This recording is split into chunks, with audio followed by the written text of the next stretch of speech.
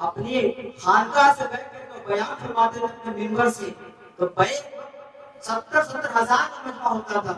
اور تاریخ کی کتابیں بتاتی ہیں یہ، علماء بیان فرماتے ہیں کہ جب آپ بیان فرماتے تھے منبر پر کھڑے ہو کر کے تو 70,000 کے مجمع میں جیسی آواز آگے والوں کو ملتی تھی ویسی آواز پیچھے والوں کو ملا کرتی تھی. حضور صلی اللہ کی کرامت تھی.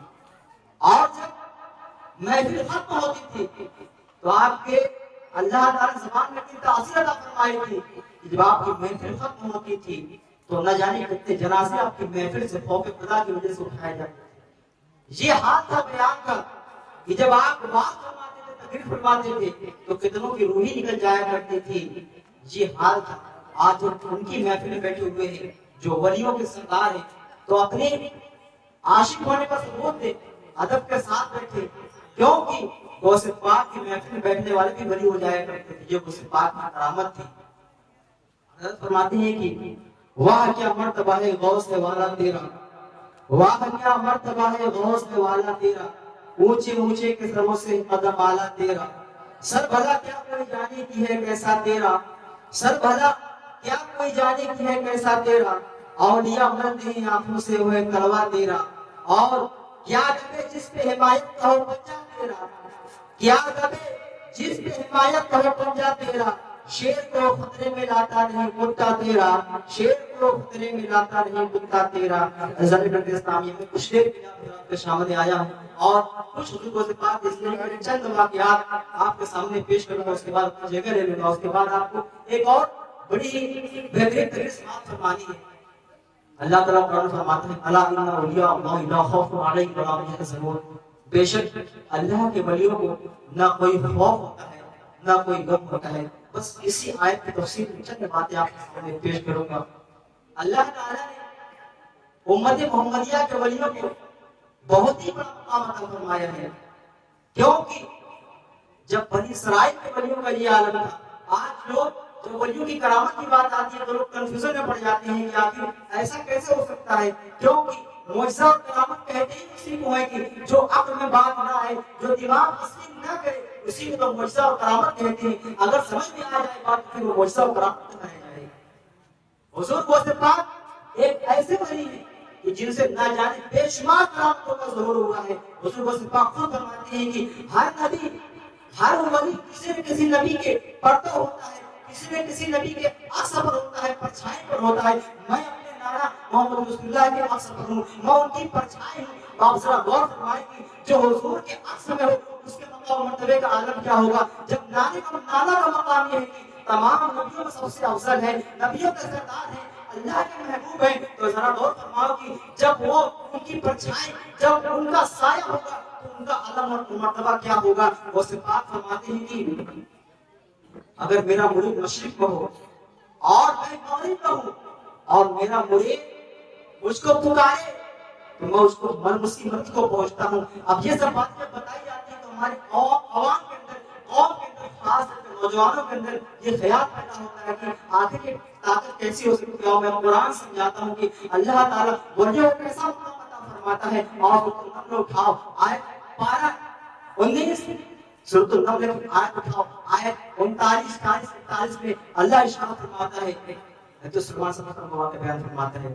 کہ اللہ تعالیٰ نے جب حضور فریدہ پہنچا تھا بلقیس، ملکہ بلقیس کی بارگاہ میں اس کے پاس پہنچا اور اس کے محل میں جب اس نے دیکھ کر آ کر تو سلیمان کی بارگاہ میں صاف فرمایا کہ حضرت میں ایسے واقعات دیکھ کر کے آیا ہوں. ایک عورت ہے اتنے بڑے تخت پر بیٹھ کر کے راج کرتی ہے. اس کے تخت کے بارے میں قرآن فرما رہا ہے کہ اس کے تخت کی لمبائی جو تھی 80 گز تھی، چوڑائی 40 گز تھی. ہیرے جواہرات سے لیس وہ جو تاج تھا اس کا، جو تخت تھا اس کا اس لیول کا تھا کہ 80 گز چوڑا تھا اور 80 گز لمبا تھا، 40 گز چوڑا تھا. تو سلیمان فرماتی ہے کہ اس تخت کو کون لے کر کے آئے گا.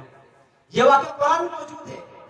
تو سلیمان نے فرمایا کہ بتاؤ وہ تخت کون لے کر کے آئے گا. ان کی محفل میں ایک جیت تھا، اس نے کہا اس تخت کو میں لے کر کے آؤں گا. فرمایا کتنی ٹائم دو گے، کتنی مدت لگے گی تم کو لانے میں. فرمایا کہ آپ کی محفل ختم ہوتے میں اس تخت کو واپس لے کر کے آ جاؤں گا. تو سلیمان نے فرمایا کہ نہیں، مجھ کو اور جدید تخت کو چاہیے. آپ کی بارگاہ میں ایک انسان تھا، ایک اللہ کا ولی تھا، ایک آپ کا دوست تھا. وہ کھڑا ہوا کہ اے اللہ کے نبی मैं उस तख्त को पलक झपकने से पहले लेकर के आ जाऊंगा। अभी ये बातें हो ही रही थी, वो शख्स अपनी जगह से हिला भी नहीं और इतना लंबा और वजीर भाई तक को सेकंडों के वक्त में तकरीबन यमन से फिलिस्तीन की जो दूरी है, उस वक्त में सुलेमान सल्लल्लाहु अलैहि वसल्लम फिलिस्तीन में थे और जो तख्ते बिल्किस था वो यमन में था और यमन से फिलिस्तीन की 2000 किलोमीटर की है। 2000 किलोमीटर की दूरी उस शख्स ने सेकंडों में तय कर ली और अपनी जगह रह करके वो तख्ते बिल्किस तो सुलेमान की बारगाह में पेश करता है और जैसे इस तख्ते की बारगाह में पेश होता है तो सुलेमान इरशाद फरमाते हैं कि ये सब मेरे रब का फजल है। आप जरा गौर करें, अंदाजा लगाए कि जब बनी इस्राइल के अंबिया के 200 का वलियों का ये हाल है तो जरा उम्मत मुहम्मदिया के वलियों का आप जायजा करें, अंदाजा करें कि अल्लाह ताला इस उम्मत के वलियों क्या मकाम मर्तबा अता फरमाएगा। और हुजूर गौसे पाक की बात ही जुदा है, वो तो वलियों के सरदार हैं। आपने मिंबर से ऐलान किया था कि ये मेरा जो कदम है तमाम वलियों की गर्दन पर है।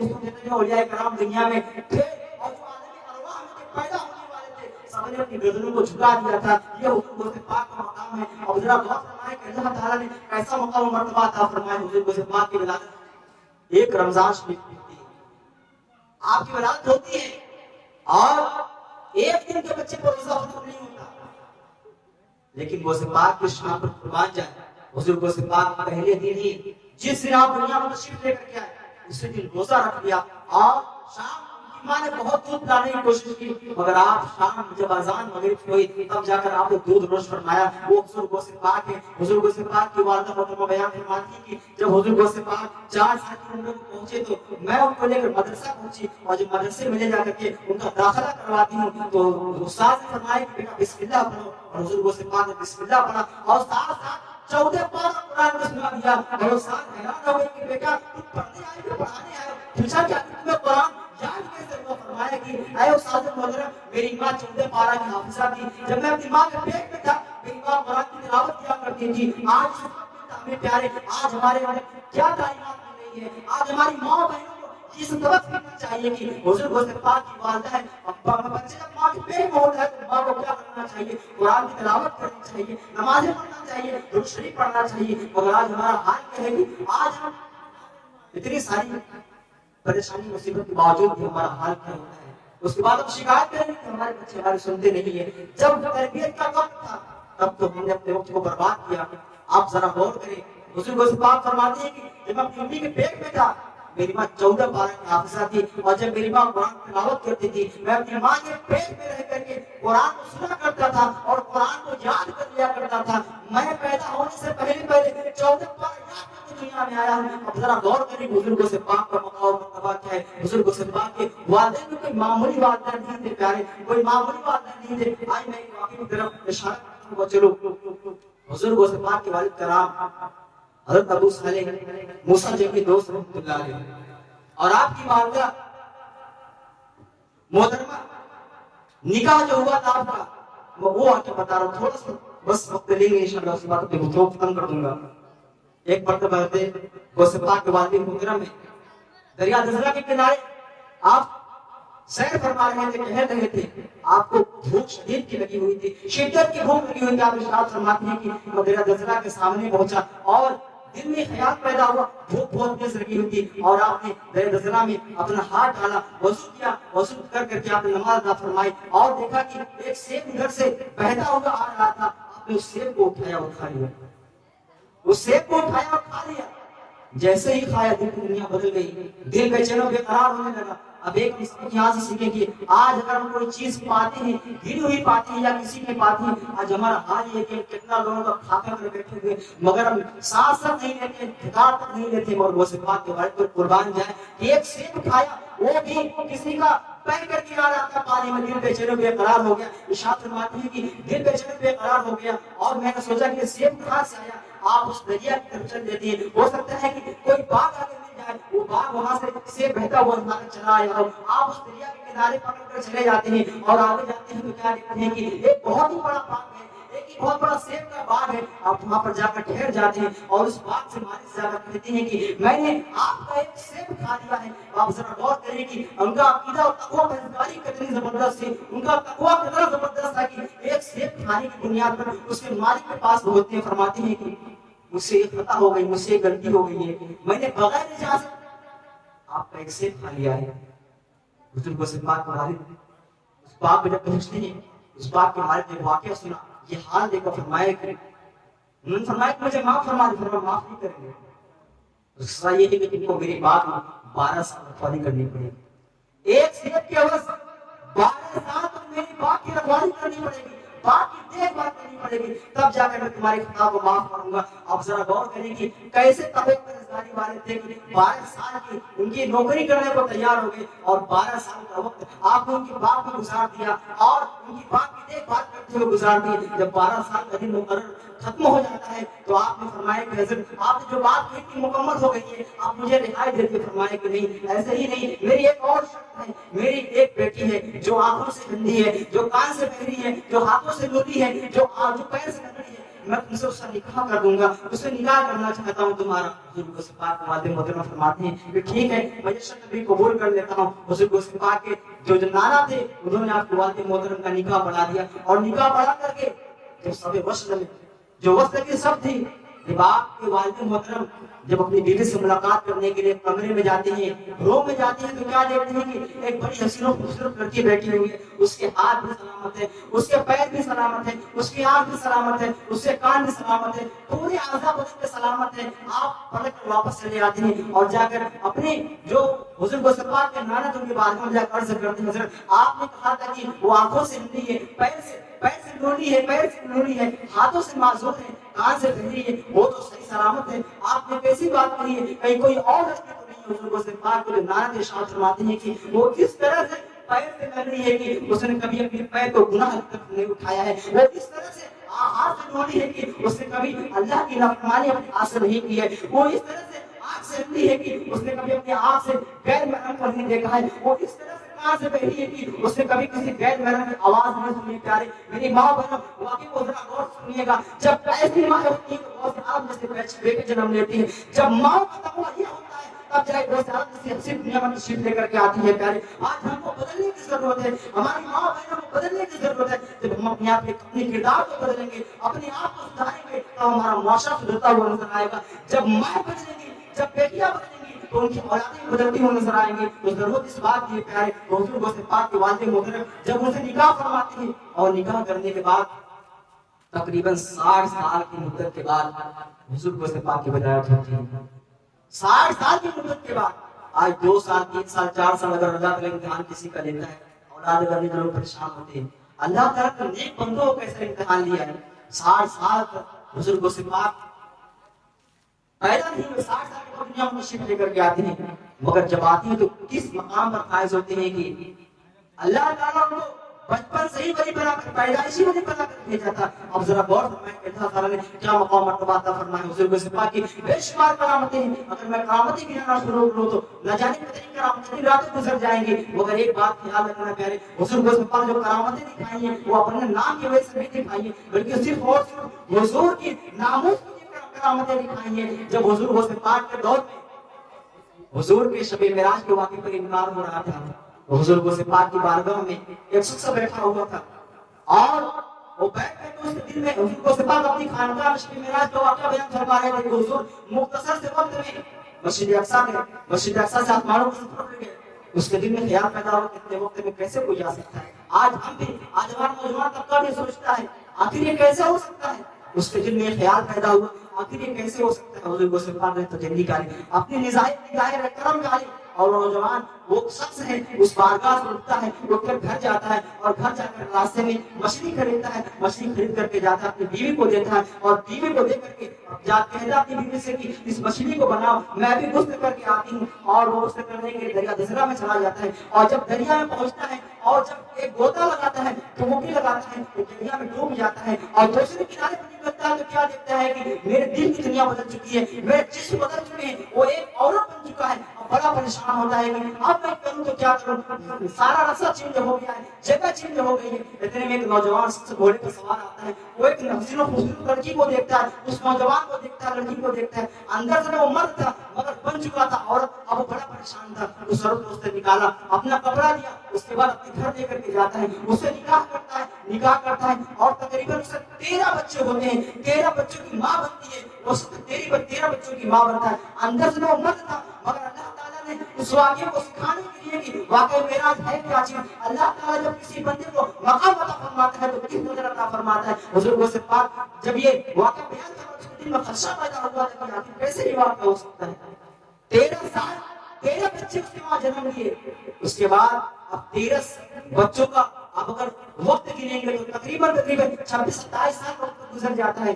उसके बाद एक दिन फिर उसको ख्याल आता है कि चलो दरिया में गुस्ताख करते हैं। दरिया में जाता है और दरिया में जाकर वो लड़की फिर गुस्ताख करती है और जैसे डुबकी लगाती है जब दूसरे किनारे पर निकलती है तो क्या देखती है कि मैं जहां से डूबी थी वहीं पर निकली हूँ और मेरा पूरा जिस्म भी बदल चुका है। अंदर से कैफियत ऐसी हो रही थी कि शर्म भी आ रही थी कि मैं कैसे किसी को वाकया बताऊंगा कि मैं 13 बच्चों को जन्म दे चुका हूँ। उसके बाद दरिया से निकलता है, सोचता है कि दुनिया कहां से कहां पहुंच चुकी होगी। उसके बाद जाता है घर पर और घर पर जाकर देखता है तो क्या देखता है कि जो मछली रखी थी वो मछली भी वैसे ही रखी थी। बीवी जो काम कर रही थी वो भी काम कर रही थी। अल्लाह ताला दिखाने पर आता है किसी को तो कैसे कैसे इंतजाम करता है। वलियों की बहुत खास बात होती है। वलियों का खासा ये होता है कि वो कुछ वक्त ऐसे होते हैं जो उनके लिए मामूली होते हैं, जो हजारों सालों का वक्त होता है वो कुछ वक्तों में उसको दिखा सकते हैं और उनके लिए जो दूरियां होती हैं बहुत कम कर दी जाती है। ये वलियों का हादसा होता है, ये वलियों की खास बात होती है। वो औरत से जाकर कहता है कि आखिर तुमने अब तक मछली बनाए क्यों नहीं, मैं तुमसे कब से लेकर गया हूँ और अब बताने शर्म आ रही है। उसने कहा कि माजरा ये नहीं है, माजरा कुछ और है। मैं गौसे पाक की महफिल में था और गौसे पाक ने वाकई से मेराज बता रहे थे, बयान फरमा रहे थे। मेरे दिल में खदशा पैदा हुआ कि ऐसे कैसे हो सकता है कि कोई सेकंडों में दुनिया व आसमान से पार करके सातों आसमान पर जाए, जन्नत देखे, जहन्नम का दीदार करे, सब चीजों को देखकर वापस पलट आए। हुजूर गौसे पाक को जिंदगी की नजर डाली और सारी दुनिया बदल गई उसके दिन की। आप जरा गौर करें कि हुजूर की जिंदगी का जब कोई हुजूर की जिंदगी पर आवाज उठाता था, एक ईसाई था, उसने कहा कि माज़अल्लाह मेरे नबी जो है ईसा, नारे तकबीर, नारे रिसालत, उलमाए अहले सुन्नत, शुहदाए अहले सुन्नत, नारे तकबीर, नारे रिसालत।